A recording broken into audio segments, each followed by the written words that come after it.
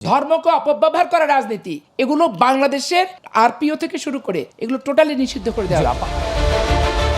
ধর্মভিত্তিক রাজনীতি, ধর্মকে অপব্যবহার করা রাজনীতি এগুলো বাংলাদেশের একেবারে আরপিও থেকে শুরু করে টোটালি নিষিদ্ধ করে দেওয়া উচিত। এমনই এক বিস্ফোরক মন্তব্য করেছেন বিএনপির মানবাধিকার বিষয়ক সহ সম্পাদক ও সাবেক সংসদ সদস্য অ্যাডভোকেট সৈয়দা আসিফা আশরাফি পাপিয়া। গত 18 ফেব্রুয়ারি বেসরকারি একটি টেলিভিশনের টক শোতে অংশ নিয়ে তিনি এই মন্তব্য করেন। তার মতে, নির্বাচন সংক্রান্ত আইন সহ রাষ্ট্রীয় কাঠামোর সর্বত্র ধর্মভিত্তিক রাজনৈতিক কার্যক্রম নিষিদ্ধ করা প্রয়োজন।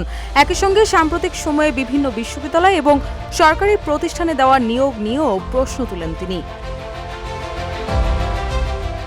টকশোতে তিনি অভিযোগ করে বলেন, সম্প্রতি ডক্টর ইউনূস রাতের অন্ধকারে বিভিন্ন জায়গায় নিয়োগ দিয়ে গেছে, যেমন চট্টগ্রাম বিশ্ববিদ্যালয়ে শিক্ষক নিয়োগ, বিভিন্ন জায়গায় কর্মচারী নিয়োগ, রাজশাহী বিশ্ববিদ্যালয়ে নিয়োগ, বিভিন্ন প্রতিষ্ঠানের নিয়োগ, শিক্ষক মন্ত্রণালয়ে নিয়োগ, অনেক কিছু করে গেছে তারা।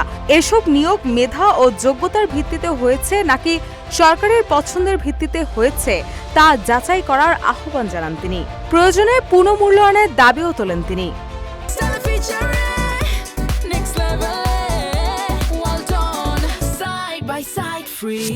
তিনি বলেন, আমরা যদি দুর্নীতি দুর্বৃত্তায়ন মুক্ত এবং মেধার সমন্বয়যুক্ত একটি আত্মনির্ভরশীল বাংলাদেশ চাই এবং মুক্তিযুদ্ধের চেতনার ধারণকৃত বাংলাদেশ চাই, তাহলে কতগুলো জিনিসের জন্য সরকারকে পদক্ষেপ নিতেই হবে।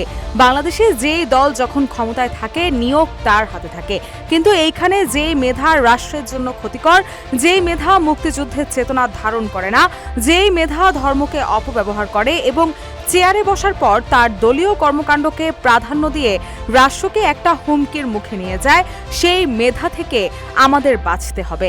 কারণ এই গুপ্ত সুপ্ত যতই মেধাবান হোক, বাংলাদেশকে যারা মানে নাই, বাংলাদেশের অস্তিত্ব যারা স্বীকার করে না, তারা রাষ্ট্রের জন্য হুমকি স্বরূপ। এ সময় তিনি চাঁদা ও অর্থ সংগ্রহ প্রসঙ্গে বলেন, আমি রাজনীতি করি। আমি আমার শুভাকাঙ্ক্ষীদের কাছে বললাম, তারা আমাকে কিছু টাকা পয়সা দিল ভোটের প্রচারের জন্য, এটা ভিন্ন রকম বিষয়। কিন্তু তারা সারা বছর ইয়ানত, হাদিয়া, ফসলের উসুল নিচ্ছে, আবার তারা টাকার বিনিময়ে ওয়াজ মাহফিলও করে।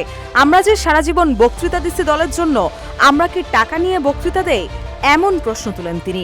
যারা বাংলাদেশকে এখনো মানে নাই, তাদেরকে মুক্তিযুদ্ধের চেতনা ধারণ করা মেধার যোগ্যতা মাফিক আসার আহ্বান জানাই।